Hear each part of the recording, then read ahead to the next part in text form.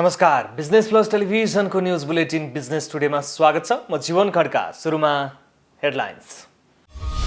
Petroleum पदार्थको मूल्य पुनः बढाइयो। पेट्रोल, डिजेल, मट्टीतेल तथा हवाई इन्धन प्रति लिटर ₹2 का दरले वृद्धि गरिएको नेपाल आयल निगमद्वारा जानकारी।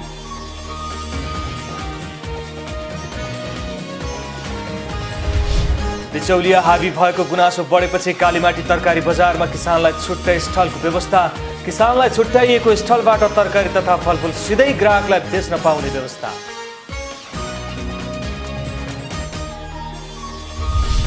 कोरोना प्रभाव कम हुँदै गए पनि नेपाल भारतका अधिकांश सीमा नाका अझै खुलेन। सीमा नाका नखुल्दा पर्यटन क्षेत्र प्रभावित। सीमा नाका खुलाउने प्रयास भइरहेको आन्तरिक मामिला तथा कानुन मन्त्रीको भनाइ। जिल्ला कृषि सहकारी सङ्घ मोरङद्वारा मातहतका कृषि फर्म अनुगमन। सहकारीहरूले प्रदान गरेको सेवालाई चुस्त, दुरुस्त र पारदर्शी बनाउने तयारी।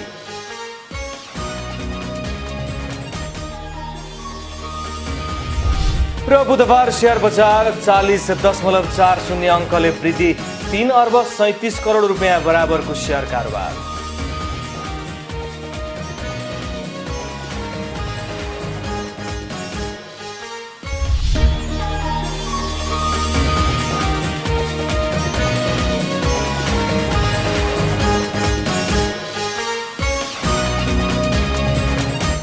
बिजनेस टुडेको सुरुमा पेट्रोलियम पदार्थको मूल्य वृद्धि सम्बन्धी समाचार। नेपाल आयल निगमले पुनः पेट्रोलियम पदार्थको मूल्य वृद्धि गरेको छ।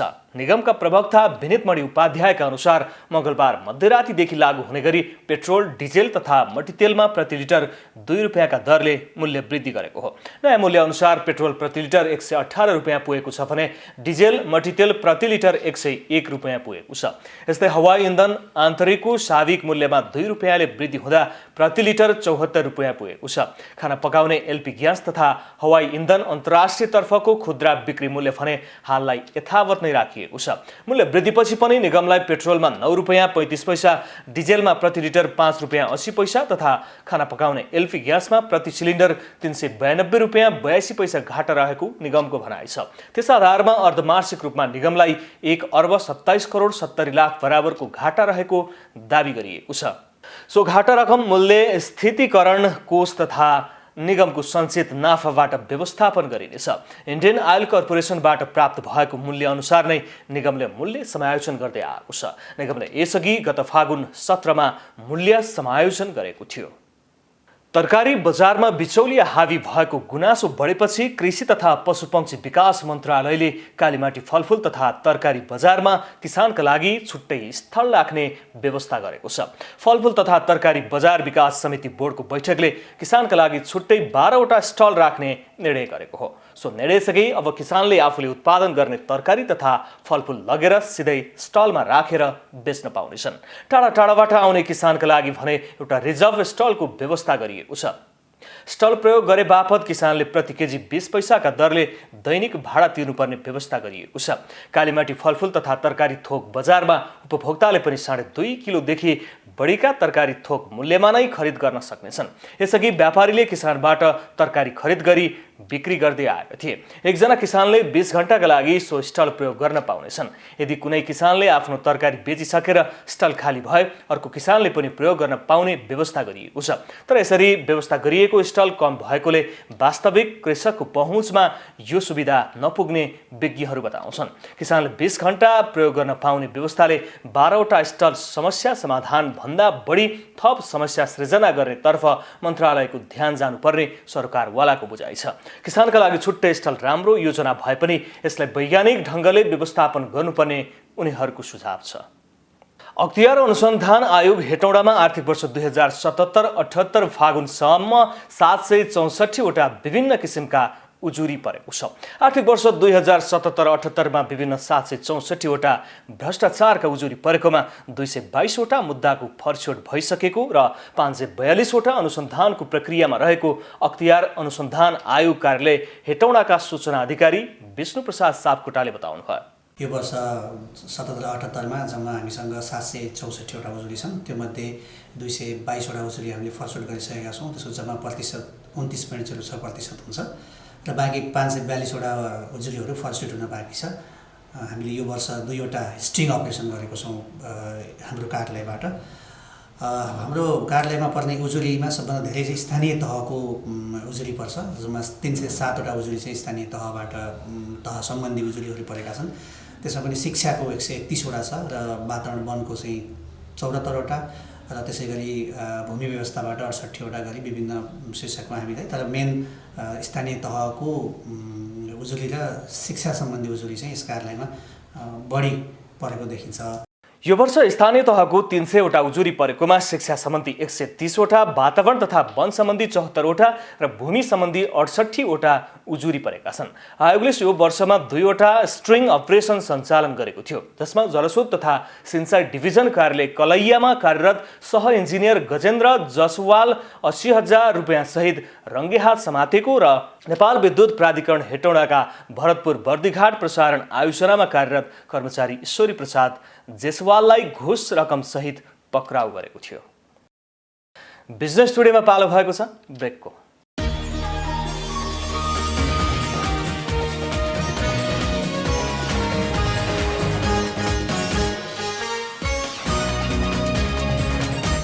बिजनेस टुडेमा पुनः स्वागत छ। अब बाँकी समाचार। कोरोनाको प्रभाव कम हुँदै गए पनि नेपालसँग जोडिएको नेपाल भारतका अधिकांश सीमा नाका अझै खुलेका छैनन्। सीमा नाका नखुल्दा पुसदेखि फागुनसम्म पर्यटकले भरिभराउ हुने जनकपुर धाम यो पटक पर्यटकको संख्या कम भएपछि पर्यटन व्यवसाय मर्कामा परेका छन्।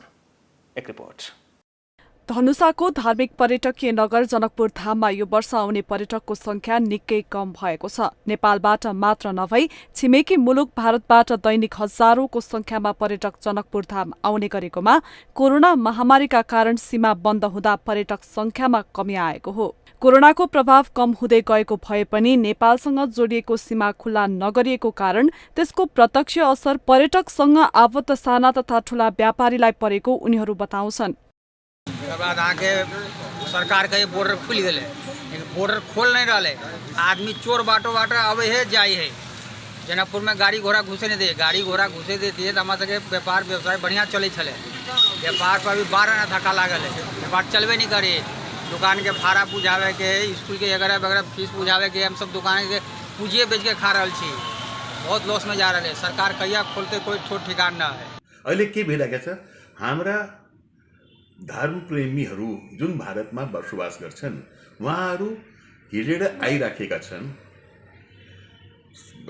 कस्टम हाउसको छेउबाट खेत भएर या अरू डिलबाट आइराखेका छन् र यो प्रतिक्रिया 3 देखि 4 महिनादेखि चालू छ।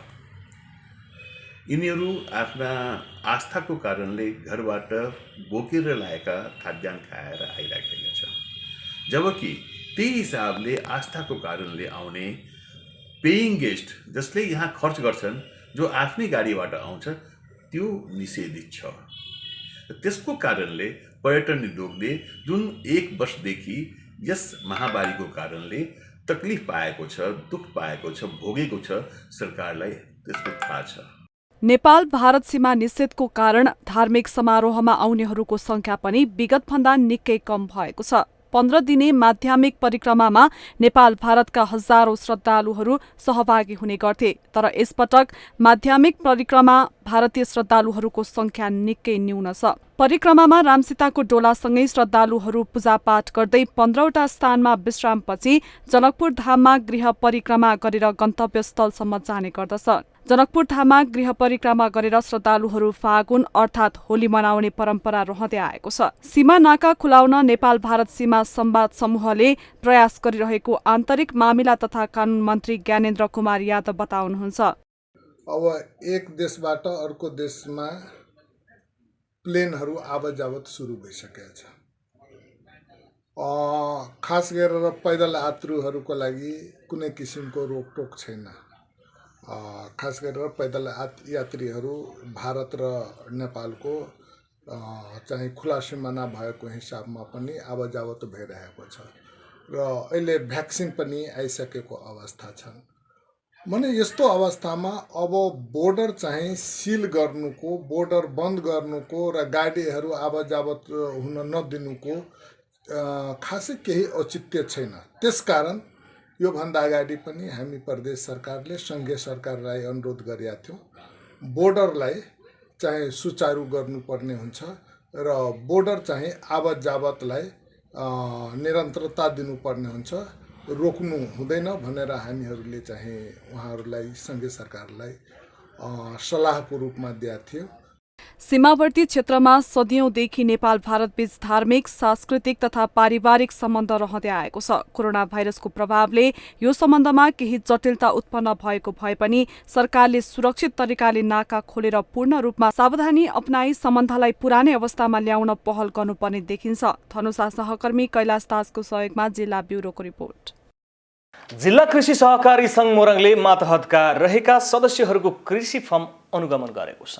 अनुगमनले सहकारीहरूले प्रदान गरेको सेवालाई चुस्त, दुरुस्त र पारदर्शी बनाउन थप सहयोग पुग्ने बताइएको छ। एक रिपोर्ट। जिल्ला कृषि सहकारी संघ मोरङले आबद्ध सहकारीका सदस्यहरूको कृषि फर्म अनुगमन गरेको छ। पथरी शनिश्चर्य नगरपालिकामा रहेको उत्साही साना किसान कृषि सहकारी संस्थामा आबद्ध कृषकहरूको फर्ममा पुगेर उनीहरूले गरेका कामहरू र उपलब्धिको बारेमा जानकारी लिएको हो।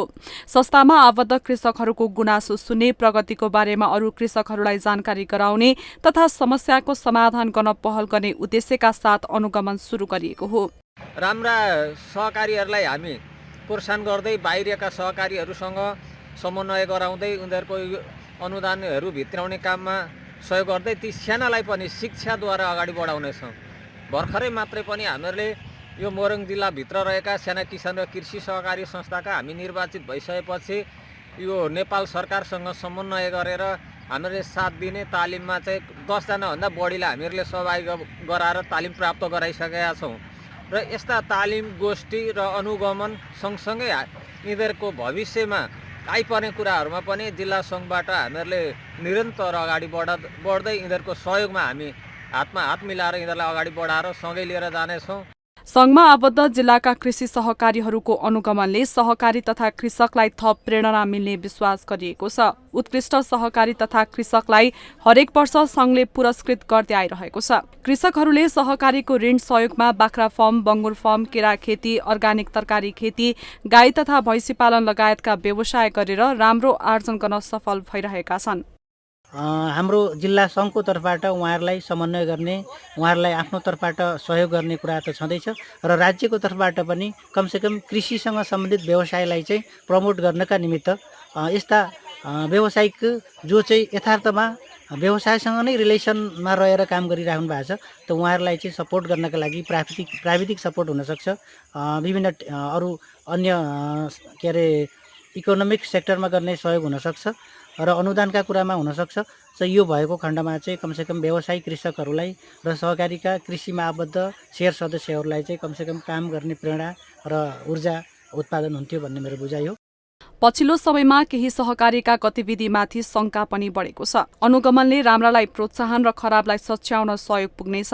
स्थानीय तहमा सहकारीको भूमिकालाई सूक्ष्म रूपमा अध्ययन गरी पुरस्कृत तथा आवश्यक सहयोग गर्न सके सहकारी र तिनमा आबद्ध कृषकमा थप हौसला पुग्नुको साथै लाभान्वित हुने देखिन्छ। मोरङ सहकर्मी रेवती निरोलाको सहयोगमा जिल्ला ब्युरोको रिपोर्ट। बागमती प्रदेश सरकारले प्रदेशमा सडकको निर्माण र स्तरोन्नति कार्य तीव्र पारेको छ। मकवानपुरको हेटौँडादेखि काठमाडौँको छोटो दूरीको वैकल्पिक मार्ग स्तरोन्नति भइरहेको छ। अहिले भैँसे भीमफेदी सडक खण्ड करिब 12 किलोमिटर स्तरोन्नति भइरहेको छ। 2077 असार 24मा सम्झौता भएको सडक निर्माण 2079 असार 23 गतेसम्म सम्पन्न हुनेछ। स्तरोन्नतिपछि डबल लेनको सडक बन्नेछ। यसैगरी भीमफेदी कुलेखानी अन्तर्गत देउराली कुलेखानी सडकको 5.5 मिटरमा कालो पत्री भइरहेको छ। 2076 माघ 17मा निर्माण सुरु भएको सो सडक 6 महिना म्याद थप गरी 2078 साउन 15 गतेसम्म सम्पन्न गर्नुपर्नेछ। कुलेखानी सिस्नेरी छैमले सडक अन्तर्गत कुलेखानी ज्यामिरे खण्ड 5.8 किलोमिटर स्तरोन्नति भइरहेको छ। बिजनेस टुडेमा पालो भएको छ ब्रेकको।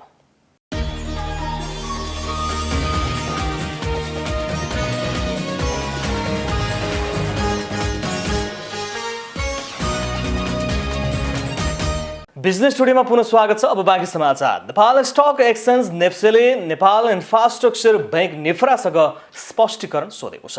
नेफ्राका सिइओ रामकृष्ण खतिवडाले लगानीको विषयमा विभिन्न सञ्चार माध्यमहरूमा बोलेको विषयलाई लिएर नेपाल स्टक एक्सचेन्ज नेप्सेले बुधबार बैंकलाई स्पष्टीकरण सोधेको हो। सिइओ भट्टराईले विभिन्न सञ्चार माध्यममा नेफ्राले 3 करोड डलरको बन्ड ल्याउने र सो बन्ड लन्डन स्टक एक्सचेन्जमा सूचीकरण हुने 8.5% ब्याज दरमा बन्ड निष्कासन गर्ने बताएका थिए। यसैगरी भट्टराईले नेफ्रामा विदेशी साझेदार भित्र्याउने र 10% लाभांश दिने बिमा बन्ड निष्कासन गर्ने जस्ता सूचना नआई सार्वजनिक गरेको भन्दै बैंकलाई स्पष्टीकरण सोधेको नेप्सेले जनाएको छ। नेप्सेले 3 दिनभित्र स्पष्टीकरण पेश गर्न नेफ्रालाई निर्देशन दिएको छ। बुक बिल्डिङ विधि मार्फत सर्वोत्तम सिमेन्टको आइपिओ यानि कि साधारण शेयर बिक्री गर्न ग्लोबल आइएमई क्यापिटललाई बिक्री प्रबन्धक नियुक्त भएको छ। काठमाडौँमा एक कार्यक्रमका बीच कम्पनीले ग्लोबल आइएमई क्यापिटललाई बिक्री प्रबन्धकको रूपमा नियुक्त गरेको हो। साथै कम्पनीले प्रभु क्यापिटल र एनआइभिएलएस क्यापिटललाई सहायक बिक्री प्रबन्धक समेत नियुक्त गरेको छ। सम्झौता पछिको पत्रकार सम्मेलनमा कम्पनीले चुक्ता पुँजीको 15% 60 लाख किता बराबरको आइपिओ बिक्री गर्न लागेको बताएको छ। हाल कम्पनीको 3 अर्ब 40 करोड रुपैयाँ चुक्ता पुँजी रहेको छ। बुक बिल्डिङ विधि मार्फत बिक्री हुने आइपिओ को न्यूनतम मूल्य 750 रुपैयाँ तय गरिने कम्पनीले जानकारी दिएको छ। सर्वोत्तम सिमेन्टले बुक बिल्डिङको माध्यमबाट आइपिओ जारी गर्ने तयारी गरेको छ। नेपालमा बुक बिल्डिङको माध्यमबाट आइपिओ जारी गर्ने सर्वोत्तम सिमेन्ट पहिलो कम्पनी बनेको छ। कम्पनीको 60 लाख किता आइपिओ मध्ये 24 लाख किता शेयर संस्थागत लगानीकर्ताका लागि र बाँकी रहेको 36 लाख किता मध्ये 8 लाख किता स्थानीयवासीलाई, 3 लाख किता कर्मचारीलाई र 25 लाख किता सर्वसाधारणका लागि जारी गर्नेछ। गत साताबाटै ऋणात्मक रहेको शेयर बजारमा बुधबार सामान्य सुधार देखिएको छ। अघिल्ला दिनहरूको तुलनामा बुधबार शेयर बजार 40.40 अङ्कले बढेको छ। बजारमा आएको यो सुधारसँगै नेपाल स्टक एक्सचेन्ज नेप्से परिसूचक 2432.14 अङ्कमा पुगेर अडिएको छ। नेप्से सूचकमा वृद्धि भए पनि कारोबार रकम भने अघिल्ला दिनहरूकै हाराहारीमा सीमित रहेको छ। बुधबार बजारमा 3 अर्ब 37 करोड रुपैयाँ कारोबार भएको छ। कुनै बेला 10 अर्ब रुपैयाँ भन्दा बढीको शेयर कारोबार हुने गरेको शेयर बजारमा यति बेला कारोबार रकममा समेत गिरावट देखिएको छ। बुधबार भएका कारोबारमा नेप्सेले वर्गीकरण गरेका 13वटै समूहको सूचकमा वृद्धि भएको छ। बुधबार सबैभन्दा बढी नेपाल इन्फ्रास्ट्रक्चर बैंक निफ्राको प्रति किता 530 का दरले 20 करोड रुपैयाँको कारोबार भएको छ। बुलेटिनको अन्त्यमा अहिलेसम्मका हेडलाइन्स। पेट्रोलियम पदार्थको मूल्य पुनः बढाइयो। पेट्रोल, डिजेल, मल्टितेल तथा हवाई इन्धन प्रति लिटर 2 रुपैयाँका दरले वृद्धि गरिएको नेपाल आयल निगमद्वारा जानकारी।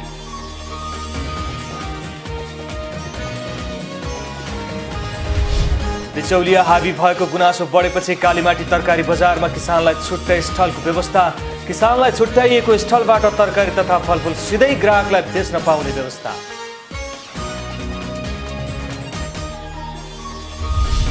कोरोना प्रभाव कम हुँदै गए पनि नेपाल भारतका अधिकांश सीमा नाका अझै खुलेन। सीमा नाका नखुल्दा पर्यटन क्षेत्र प्रभावित। सीमा नाका खुलाउने प्रयास भइरहेको आन्तरिक मामिला तथा कानुन मन्त्रीको भनाइ। जिल्ला कृषि सहकारी सङ्घ मोरङद्वारा मातहतका कृषि फर्म अनुगमन। सहकारीहरूले प्रदान गरेको सेवालाई चुस्त, दुरुस्त र पारदर्शी बनाउने तयारी।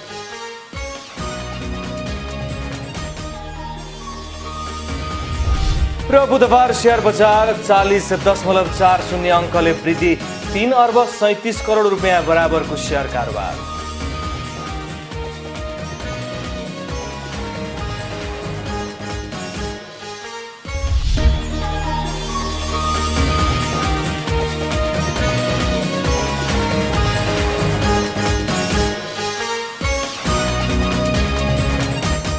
बिजनेस टुडे अहिलेलाई यति नै। हेर्दै रहनुहोला business plus television. Business plus, business first. नमस्ते।